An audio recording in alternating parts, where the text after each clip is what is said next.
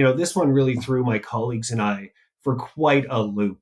In one of the very first research projects I was involved in surrounding this stuff, we had 29% of a large sample of over 1,400 principals mention that they self-medicate to deal with the emotional toll associated with being a principal.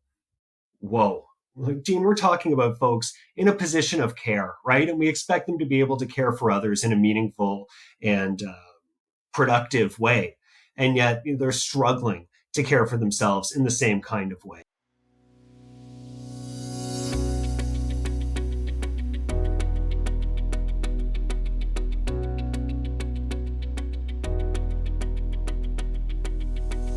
Welcome to the Canadian Ed Leadership Show. I am going to be your host, Dean Shareski, as we celebrate and highlight leaders in education in Canada from coast to coast to coast. I have been to many parts of this country, and I know so many great educators, and we're going to highlight a lot of them. We're also going to be introducing people that are new to me as well. And I just want you to know that this episode and this podcast is brought to you by Advanced Learning Partnerships. We are a small but mighty professional learning organization that has been conducting professional learning across North America for the past 14 years. We're relatively new in Canada, but I'm so excited to share with you the learning that my colleagues in the U.S. have, as well as sharing my learning with them. So we're really excited about forging partnerships throughout this continent. And today's guest is somebody that I actually don't know very well. I just got to know him in the fall. His name is Dr. Cameron Hauseman. He's a professor at the University of Manitoba. And Dr. Hauseman has been doing some very, very interesting work and research around the work life of principals. And workplace wellness is, of course, a very, very hot topic of conversation. And Dr. Hauseman's research really sheds light on a lot of things that I think some maybe are intuitive, but there's some other stuff here that I didn't think of it. Case in point, our opening little clip there was one of those ones that was kind of surprising, but there are more. There are more insights that he's going to share. So I'm excited to be able to sit down with so many good people from all parts of this country, and excited to start with episode 1 and Dr. Cameron Hauseman. My very first Master of Education class, up on the board, the professor had written something along the lines of principals can have a significant, if indirect, impact on student learning. I was thinking, what does that exactly mean? So that was really the first spark, right? Like, what do you mean in indirect and significant? And how do those things play out? So I started getting involved in some projects that actually researched what principals do on a daily basis. So we were following folks around for like 10 hours of the day, writing down everything they were doing. And, there was some utility and usefulness to that stuff, right? We were actually able to see these challenges they were facing in real time and see what they were trying to do to like mitigate those strategies, or in some cases, even just avoid some of those challenges and just kind of move on with their day and throw on the blinders. And one of those areas where folks, I felt like they weren't really able to lean in to as much as I think would be beneficial, were those emotional aspects of the gig. I don't have to tell you, Dean, schools are very emotionally charged places, right? Basically everything that happens in schools, there's an emotional reaction tied to that. And, in and amongst observing these principles, some of them who are very effective and, really folks with great reputations in their districts and beyond, even the most experienced, the most effective principals were still relying on really maladaptive strategies to manage their emotions. So overeating at lunchtime, as an example, just trying to distract themselves and count ceiling tiles is something one person told us they do during difficult meetings. So rather than actually being present in these situations and managing their emotions in a productive way, which would likely impact that situation in a positive manner, folks tend to do the exact opposite, or at least we're seeing some of that play out. And a lot of that just has to do with the work intensification and those sorts of things, these folks are facing. A number of studies across Canada have shown principals are working around 60 hours a week, excuse me, which it's a lot, right? When we consider that includes the summer months too. So folks really don't have that downtime that is often necessary to engage in meaningful reflection and then actually change our behaviors and manage our emotions effectively based on, what we've gleaned from those reflective moments. So that was really the starting point when it comes to how I got involved in this type of research surrounding burnout and work intensification and managing emotions and all those sorts of things that we expect our school leaders to do, and particularly our principals to do. But those aren't exactly things in the job descriptions when folks are applying to those jobs. I mean, and I know this work started well before our world crisis that we've been dealing with. So this is not something that's emerging. Like, this has been, and I think intuitively, those of us who have been involved in education have seen the role of the principal, and it's not just principals, it's teachers. Like, everyone is feeling this. And I know you are focused on principals specifically, but and my heart's there as well, because I feel like these are folks that often are maybe left out of the equation, right? Like, a teacher's got teachers unions and kind of people that are trying to look after them, not always as successfully as we want. And then senior leadership, not to say that it's all rosy in that part of it, but there's more of a cohort there. The principal's role is so isolating. I mean, sometimes they're only person in the building. Maybe they have an assistant or a vice principal together, but even in that is that there's sort of this loneliness that comes with the profession. But I wonder if you see any like, you kind of touched on a few things, like this idea of removing yourself, but like, what are sort of the curious trends that you've been able to extract from this data to say, like, here's 3 things that maybe even surprised you, like you couldn't predict even as much as you might have assumed they were, but just maybe slight surprises from the data that you've been gathering? Sure. So there are a bunch of them. And the first surprise, and this one really threw my colleagues and I for quite a loop. In one of the very first research projects I was involved in surrounding this stuff, we had 29% of a large sample of over 1,400 principals mention that they self-medicate to deal with the emotional toll associated with being a principal. Whoa. Like, Dean, we're talking about folks in a position of care, right? And we expect them to be able to care for others in a meaningful and productive way. And yet they're struggling to care for themselves in the same kind of way. And we let people define self-medication for themselves, but people mention things like, alcohol, drugs, marijuana, even things like overeating or overexercising. So that really, shone a light for me on this kind of well-being crisis that seems to be developing amongst our school level leaders and principals in particular, for many of those reasons you just mentioned, right? The isolating nature of the job, yet they're in this mushy middle with multiple accountabilities being pulled in multiple directions, both from the senior leadership down through folks at the school level, accountable to folks in the parental community, accountable to government, etc. It really does seem to jump off of your broader point that whenever there's sort of a societal ill or some sort of a trouble in broader society, that we just download it onto the schools. Think things like mental health, financial literacy. And while all of these things are super important, I think sometimes we forget just how stretched folks are at the school level. Principals, but as you mentioned, teachers or EAs, really all of the adults in schools. There seems to be a lot going on there. COVID hasn't helped. That's definitely another fly in the ointment when it comes to work intensification and expecting people to do things that are really outside of their defined job role.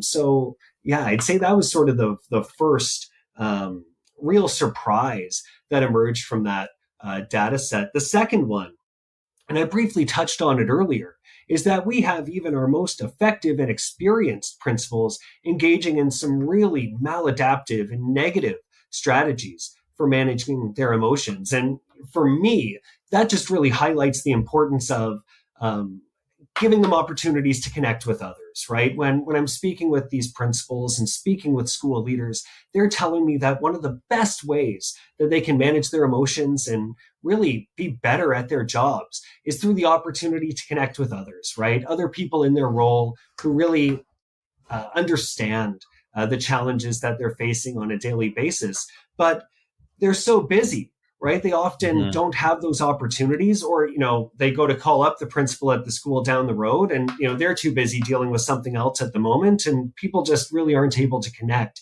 in a meaningful way. So the second surprise for me is that these opportunities to connect, whether it's through PLCs or informal principal networks, just aren't as available as they potentially should be, especially in this digital era. When you're in Moose Jaw and I'm here in Winnipeg and we can connect like this, no problem. It's just kind of fascinating, but also incredibly troubling that principals don't seem to have these opportunities, or if they are available, that they're just so busy, they're not able to fully lean into them. Um, I guess the third one, and this really has led to my whole focus on emotional labor and the emotional aspects of school leadership and principals work in particular, is just how emotional the gig is. When I was a student, and even when I was briefly in schools as a teacher, uh, I guess the folks around me in leadership roles did a really good job of keeping that curtain pulled closed and doing a good job preventing everybody from seeing, the highly emotional nature of their work. And part of me thinks that's a good thing because, Dean, I don't know if you've ever worked for an unregulated leader, but it doesn't seem like it would be a fun experience, right? So it is kind of nice to have those crazy and more intense emotions be suppressed. But at the same time, suppressing emotions is, associated with a whole host of negative outcomes. So I guess that's the third surprise, is that the types of behaviors we expect leaders to do and the types of behaviors that leaders do that are associated with positive group outcomes, like suppressing their emotions, are also associated with a host of negative outcomes for the Yeah. leaders themselves. So, in a way, it does seem like the work we expect our leaders to engage in and the work we ask our leaders to engage in can be hazardous to their health, which is something I did not expect when I started studying this type of stuff. And that's super fascinating. And two things struck me, and I've got a couple of questions for you around those. I mean, first of all, that idea of community, and that's been a core part of my own work as an educator for years. So I definitely see the value in it. I've seen when it's made a difference for people, and I mean, it's it comes down that's a basic human. The idea of belonging is that is not a new idea, right? But and the and then the second part that you mentioned around suppressing who they are, like I think there's a desire for everybody, like I want to be authentic, I want to be who I am, I want to bring who I am to the workplace. And there's been some conflicting messages over the years, because there's sometimes it says, well, no, like you don't want to do that, like you don't want kids to know or people to know, and people have different levels of whatever privacy, like you don't need to know all of my business. But at the same time, I want to be who I am. I don't want to try to be somebody I'm not. And trying to figure that out as a leader, especially because you have increased eyes on you and expectations in some cases. And so that's a difficult thing for people to figure out. So in both of those cases, both of those instances, I see two things, and I see these things um, in the overall wellness strategy that schools have taken. So there's the individual responsibilities and expectations, things that we do differently. And then there's the system things that can help us collectively achieve these, or overcome these kind of obstacles, or help us to get to a better place. And that in that first instance, I want to know if you can point to some examples. You may have touched on it briefly, but I think there's more there to it. So you're probably familiar with the concept of positive deviance, right? Where two people with the access to the same resources, one of them thrives and the other one didn't. And oftentimes they don't even know. Like if you ask, and this is true in all teachers and even in principals, like why is one principal doing really well versus another one? Maybe they're in the same school district, so their pay is the same, their workload is probably similar, but they've done something. So I'd love for you to speak about maybe some individuals who have, let's just start with there before I get to my second question about the systemic, but like, what have you found from individuals who have, not because they have any more, uh, like a different scenario, but they've just figured out a few things, whether it's they found a way to find community, whether they found a way to be more present, whatever it is. Like, what kind of, who are the outliers, I guess, is the simplest way of framing that, and what are they doing that's making them outliers? So it's fascinating because some folks just said, look, this role is just getting to be too big and I can't do it all. So I'm just going to focus on the things that I think make a meaningful difference in the lives of my teachers and my kids and folks in my school community. And it seems like they are making that difference because they're really being intentional about their behaviors, and they're really being intentional about who they're trying to help, and being intentional about building that sense of community amongst the school, amongst their faculty, even amongst their admin teams. So it is fascinating that by saying there's just too much here and I'm not going to do it all, it seems like in some of those cases, those folks are being more effective. And, those are usually our old guard kind of principals who will say, forget these new fads. I've been in this gig for, 20 years. I've seen it all, and I'm just going to be me. And I've been me for 20 years. And if it's not good enough, find someone else. And, I guess that sense of confidence is enough that, they're given a bit of free rein to do their own thing. And it seems like good things are happening in that regard. Similarly, when it comes to the emotional side of things, there's a lot of folks who have been telling me, look, I need to make sure that I take time for myself to manage my emotions, or I won't be good at this job. So, I'm not going to work 60 hours a week, or if I do, I'm going to do it at my own pace. So maybe I'm scheduling breaks throughout the day so I have a time, to recharge and refresh. I enjoy seeing the band, and I was a music teacher. So maybe I'll just go check out the band for 2 hours and turn off my phone, and people won't be able to access me. And maybe they'll find a solution, for themselves to whatever ailed them. And, I'll be better off at the end of the day for it. So it just seems like not quite as intense as this quiet quitting term that we're hearing post-pandemic, but folks just saying, I'm just going to be very intentional about what I'm doing, and I'm going to do the things that give me joy in this job or in my life more broadly, and I think I'll be a better leader because of it. Whereas perhaps earlier in their career, some of these folks might have felt like they weren't being a good leader by shirking some of these responsibilities. So that's kind of an interesting piece that's emerged. Whereas typically speaking, folks who are job crafting in that manner, it might be frowned upon.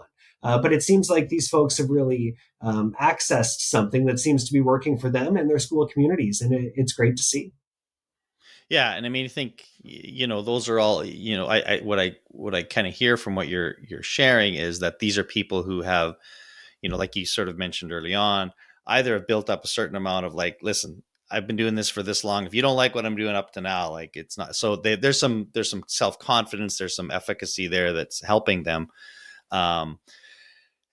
And they are maybe in some cases bucking a trend locally. I don't know. I guess the second question that I have is, but what are you seeing, or have you seen districts who are creating environments or opportunities for people to do that collectively? Because the one principal that says I'm going to go watch band for 2 hours or cut out something, the principal beside them says, well, how do you even do that? Like nobody's giving them permission to do that. So, and I don't know if that's the only way in which districts can help that, but what have you seen from a systemic perspective that is moving towards reducing some of the stress and burnout because they're being proactive instead of simply reactive? Yeah. And to your point, it's tough, right? Because by sort of not necessarily taking away some of the principal's responsibilities, but by potentially allowing them to focus their energy in other areas. Some districts might be worried about stepping on a principal's autonomy there, right? For example, I'm familiar with one district here in Manitoba that recently said they would be in charge of taking care of substitute teaching placements at the school level. So I'm sure some principals are thrilled that they no longer have to go into Subfinder or a similar type of system at the beginning of every day, and basically spend half an hour or more just trying to fill vacancies. But at the same time, some folks might be unimpressed with the inability to fill those vacancies with folks who might work better with their particular school community, or might have a certain mix of skills that just work really well with the student group that needs a teacher for that day. So trying to both, strip away some of that managerial imperative while maintaining that sense of autonomy for individuals is a tough task. And I definitely don't envy school districts and district leaders, senior leaders who are doing those types of things. That being said, it is great when folks are wanting to engage in those efforts, right? And they should be lauded for trying to reduce burnout and emotional exhaustion, Right. and all of these other negative outcomes we're seeing happen, in and amongst our school level leaders. So I have seen some cool things there. So really just trying to take away anything that could be done at the district level, take it off of the principal's plate. So the substitute teaching one is a great example of that. Basically, anything around student recruitment, taking that over at the district level. Anything around now hiring teachers, that's another one where I've heard some divisions say that they would like to take a larger role in that. And some principals have said, maybe not. I'd like Yeah. to maintain some autonomy Sure. over, who's involved in my teaching and learning program.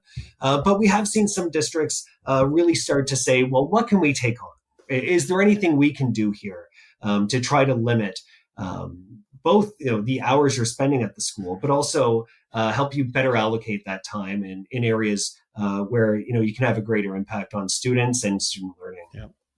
Well, and I think you touch on the key thing, right? Like, this is a complex issue. And so the biggest thing we can do is at least acknowledge this is a hard job. Let's talk about how we can make it better. Not because I know how to fix it. Like, I don't know how to fix it exactly. You don't know how to fix it. Not everybody knows. And then you add to that complexity between principals who are desiring more autonomy, who want to, like, I always remember a principal who did an exchange trip to Australia from Alberta, and he was in Australia, and he's looking at how much autonomy those principals have. Like, they are like, because they don't have school districts there. Like, they have councils which have a way less control. So you are the principal, you are essentially the CEO, you're running everything. And he from Alberta is thinking, isn't that wonderful, because he can make all these decisions.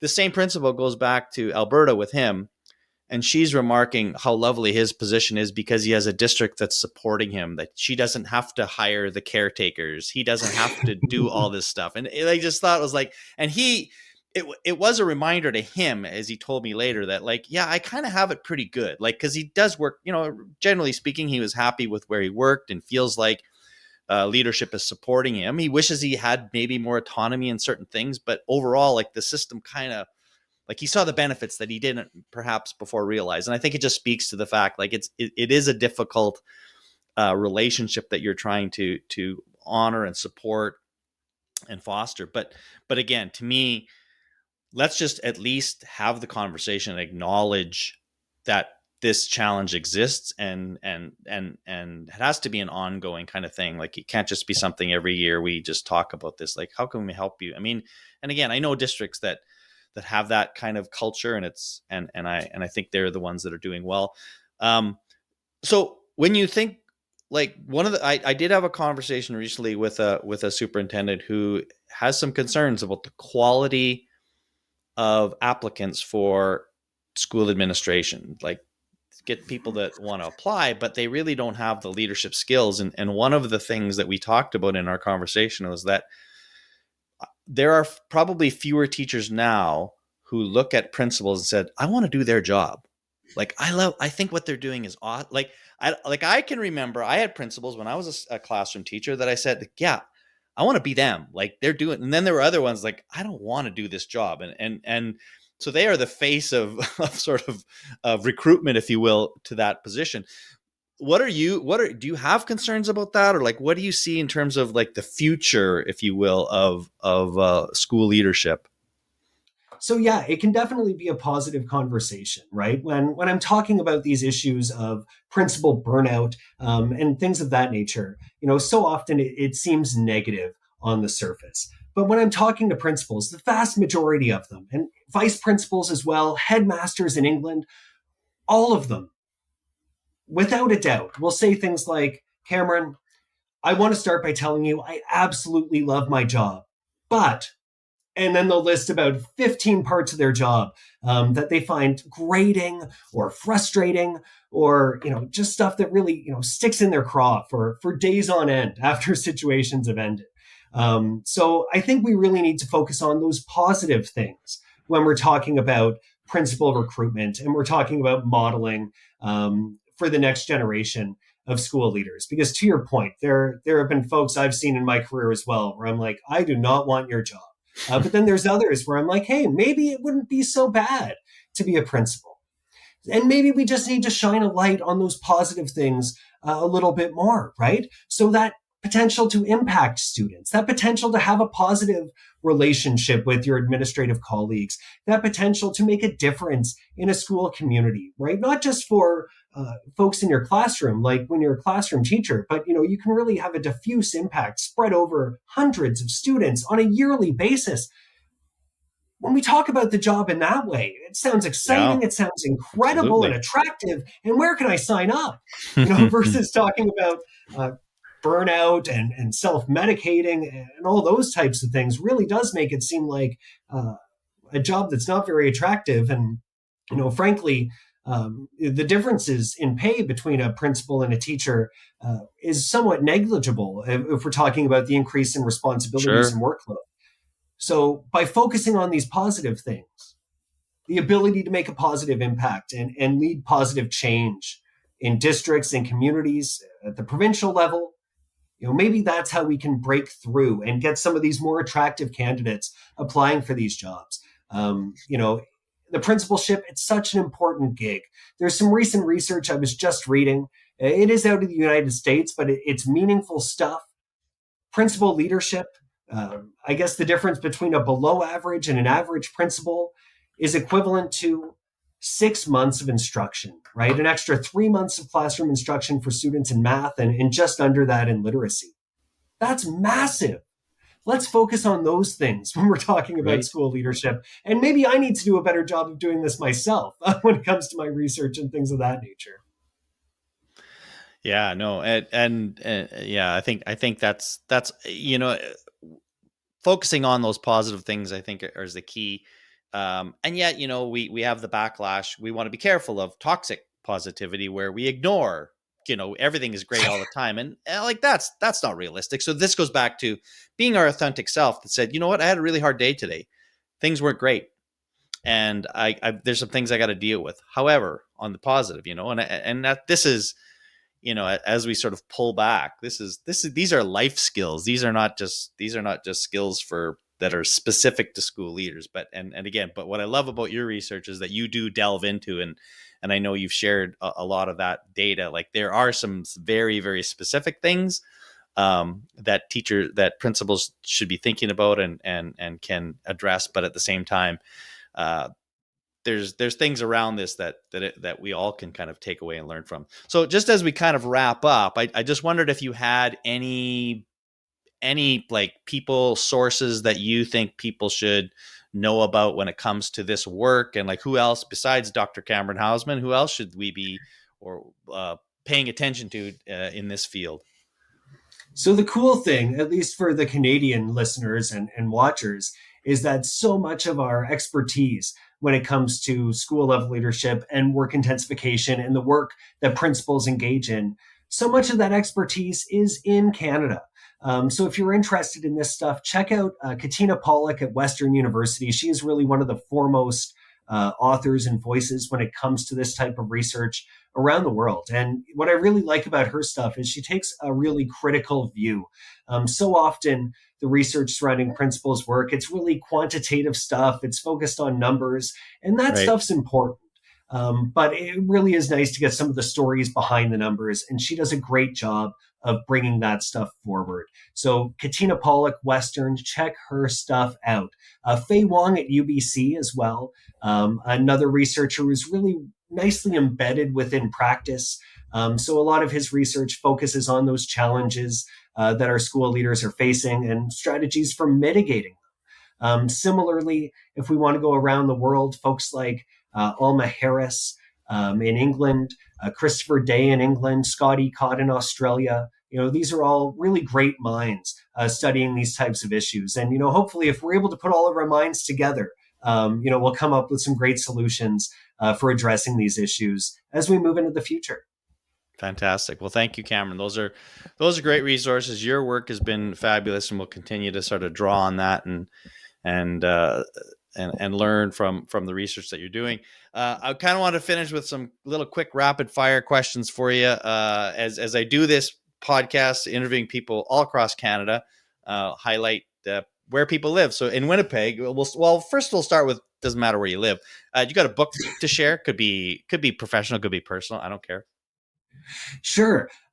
So in my house right now, I've got a toddler. So Bunnies on the Bus is a big one that we've been reading a lot these days. If anyone has somebody under 5 years old, it is a great resource for bedtime, for alleviating tantrums, all things of that nature. So feel free to hit that one up. Also, speaking of Katina Pollock, she recently edited a book titled How Principals Spend Their Time. And it provides some really cool international perspectives on the role of the principal and effective ways that principals are spending their time to support students and to support folks in their communities across the world. So I've found that a really interesting read as well. Okay, I'll grab that one. And I've got 3 grandkids under 5, so Bunnies on the Bus will be on my list. What about I don't know if you're a podcast listener or you got a TV series, again, pure pleasure, just like what's sort of maybe it's an escape for you or maybe it's not. Like what are you listening to or watching that you're enjoying? It's occasionally an escape when they play well. I am a Toronto Maple Leafs fan, so try not to hold that against me. But at the same time, if they're doing well, it's a nice escape. And if not, it provides something to ruminate on, and at least it takes my mind away from work and all of those kinds of things. And I'm also excited for season 3 of His Dark Materials. I haven't been able to start it yet, but it's an exciting one. What's that? I don't know. I'm not familiar with that one. Oh, it's based on the Golden Compass series of books. So it's on HBO right now, and it's this expansive fantasy series where there's different realities, and it's just wild. There's a lot going on. So if you're into sci-fi, check it out.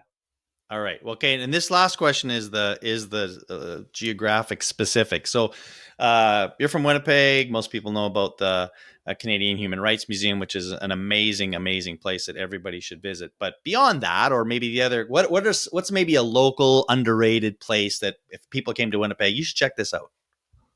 Sure. So I'd actually recommend folks come to Winnipeg in the winter. It seems counterintuitive because it's so cold, but this Forks River Trail for skating, it rivals the Rideau Canal, Dean. It is awesome. So I'm apparently going to go there tonight with a couple of friends and do some skating and, get a bit of a workout in despite the cold weather. So if you enjoy skating, if you enjoy getting out there in the cold and having some fun and doing some exercise, the Forks River Trail, check it out. So I don't know if Manitoba tourism has been doing a lot, but I'm serious. I interviewed a guy from Manitoba yesterday who verbatim almost said what you said. He said, come to Winnipeg in the winter, and he talked about the trail. So it's got to be a thing now. So you go to the trail, and then you hop over to the museum, and then you catch dinner over there all in the Forks. It's a cool little spot. So you got it. One-stop shop. Well, thanks so much, Cameron. I look forward to continue to follow your work and learning with and from you. So thanks for taking some time.